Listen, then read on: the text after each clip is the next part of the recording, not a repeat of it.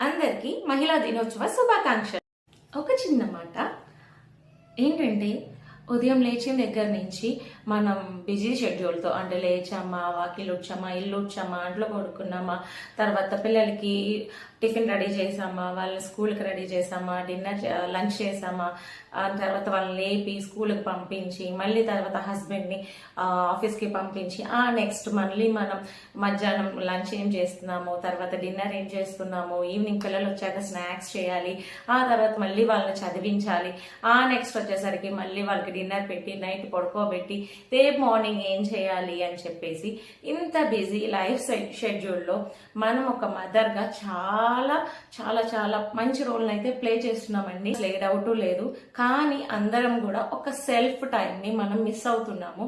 So ఆ self టైంలో మన గురించి మనం ఆలోచించుకుని, అలాగే మన హెల్త్ గురించి అండ్ వచ్చేసరికి ఆ సోల్ని, ఆ ఎనర్జీని మళ్ళీ పిక్ చేసి మళ్ళీ సమ్ టైం ఇచ్చి ఆ తర్వాత మన హెల్త్ని మనం జాగ్రత్తగా చూసుకోవాలి. ఎందుకంటే మనం బాగుంటేనే మన ఫ్యామిలీ అనేది బాగుంటుంది. సో కాబట్టి ముందు మన హెల్త్కి ప్రయారిటీ ఇవ్వండి.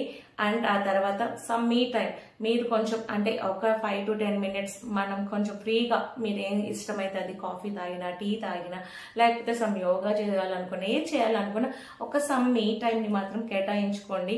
ఆ మహిళని మీరే గుర్తించండి అండ్ మీరు ఎనర్జెటిక్గా ఉండడానికి ట్రై చేయండి. అందరూ కూడా హ్యాపీగా హెల్తీగా ఉండాలని నేను మనస్ఫూర్తిగా కోరుకుంటున్నాను. అందరికీ మహిళా దినోత్సవ శుభాకాంక్షలు. Thank you.